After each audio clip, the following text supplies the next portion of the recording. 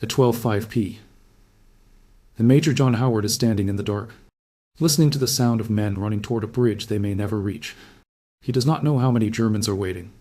He does not know whether the landing has gone wrong. He does not know whether his men have arrived where they were supposed to be, but he knows one thing.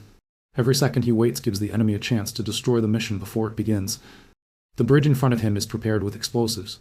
The German soldiers guarding it have the ability to erase it in moments. And behind that bridge is the only route German armor can use to reach the Normandy beaches quickly enough to change the invasion. Howard has spent 18 months preparing for this moment. But preparation has brought him here. It cannot make the decision for him. He has only two choices. Wait for certainty, or move into the unknown. Major John Howard chooses to move, and before the first Allied soldier reaches the beaches of Normandy, the fate of Day has already begun to change. John Howard was not the kind of man most people imagine leading one of the most important attacks of the Second World War. Before the war, he was a police officer in Oxford. He was not defined by aggression. He was defined by control. He believed details mattered. Preparation mattered. Discipline mattered. Those qualities shaped D Company of the Oxfordshire Buck and Hagneshire Light Infantry. The mission given to them was simple to describe. The execution was almost impossible. Land by glider in occupied France. Capture the bridges. Hold them until reinforcements arrived. The bridges were located near the small village of Benouville, across the Caen Canal and the River Orne. To Howard, they were not just bridges. They were the point where everything could collapse. If German tanks crossed those bridges, they could strike the eastern side of the Allied landing zone before the invasion had time to establish itself. The Germans had prepared for an invasion from the sea. They had studied beaches. They had built defenses. They had placed explosives beneath the crossings. They had a plan. Howard's mission depended on something the Germans had not planned for, a threat arriving from the sky, and a commander willing to act before anyone knew the threat existed. The men of D Company reigned for months because failure had no recovery plan. Their gliders would fly without engines. They would approach silently. They would land in darkness. They would have minutes, not hours, to achieve surprise. The smallest mistake could destroy everything. A glider landing too far away meant a delayed attack. A glider landing too close to the water meant disaster. A warning shot from a German sentry meant the bridge could disappear forever. Howard knew the mission demanded perfection, but he also knew war never provides it. Still, he trained his men to believe they could create their own advantage. The bridge was measured. The approach was studied. The terrain was memorized. The soldiers knew where they had to go. They knew what they had to do. They did not know what would happen when reality replaced the plan. That question would be answered in the first moments after landing. Minutes after midnight, the gliders crossed into Normandy. Inside the lead glider, Howard waited. The men around him carried weapons, explosives, and the weight of a mission that could influence an entire invasion. The pilot, Staff Sergeant Jim Walwork, had memorized every detail of the landing zone. But the darkness offered no forgiveness. The glider struck the ground violently. The impact threw the pilots forward. The aircraft tore through the earth before finally stopping.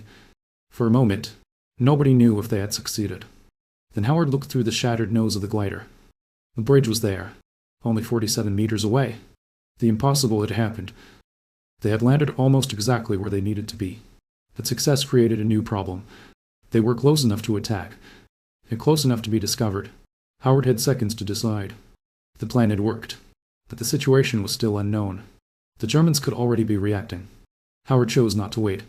He ordered his men forward. The first soldiers moved toward the bridge before the defenders understood what they were seeing. The Germans heard something unusual. Not engines, not artillery. Something unfamiliar. A sound they could not identify. The moment of confusion was all Howard needed. His men crossed the distance. They attacked. The fight lasted minutes. Lieutenant Denbrough the Ridge led his platoon across the bridge. He reached the far side before the German defenses fully responded. He threw a grenade into a German position.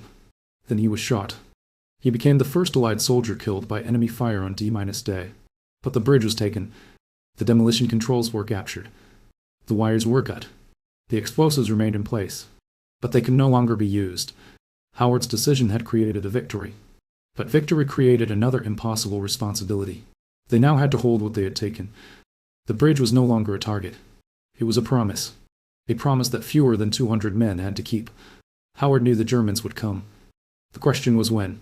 His men had rifles, machine guns, a handful of anti-tank weapons. They had no tanks. No heavy artillery. No guarantee of reinforcement.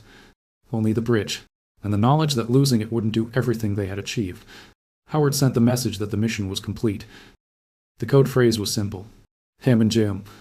Both bridges had been captured intact. But the message did not change the reality around him. The Germans still had time to respond. The first German reaction was not a massive armored attack.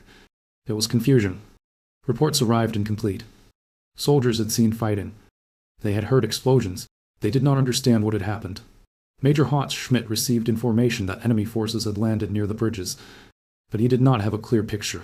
He faced the same problem Howard had faced. Uncertainty. The difference was that Howard had already chosen. Schmidt still needed to understand. He drove toward the bridge to investigate. Before he could reach it, British fire stopped him. The officer who should have helped organize the German response became a prisoner. The information Germany needed was lost with him, and the delay grew. When German forces finally attempted to retake the bridges, they expected a different battlefield. They expected confusion. They expected weakness. Instead, they found position already prepared. Howard's men had turned the bridge into a defensive line. German infantry attacked. They were pushed back. Another attempt came with armored support. The British soldiers had one chance. Corporal Bill Gray had never fired his anti-minus tank weapon in combat. Now he aimed it at the vehicle approaching the bridge. He waited. He fired. The armored vehicle burned. The German attack stopped. Howard's decision to attack immediately had created the next decision. Hold at any cost. While Howard fought to keep the bridges, German commanders faced their own impossible choices. They still had forces. They still had options. But every option was slower than it needed to be. Orders required confirmation. Information arrived too late. Commanders did not know the size of the enemy force. They imagined a larger force because they could not understand how such a small one had survived. The truth was almost unbelievable. The Germans believed hundreds of soldiers, perhaps even more, were holding the crossings. The reality was 181 men. Their strength was not numbers. Their strength was the decision made before anyone else understood the situation.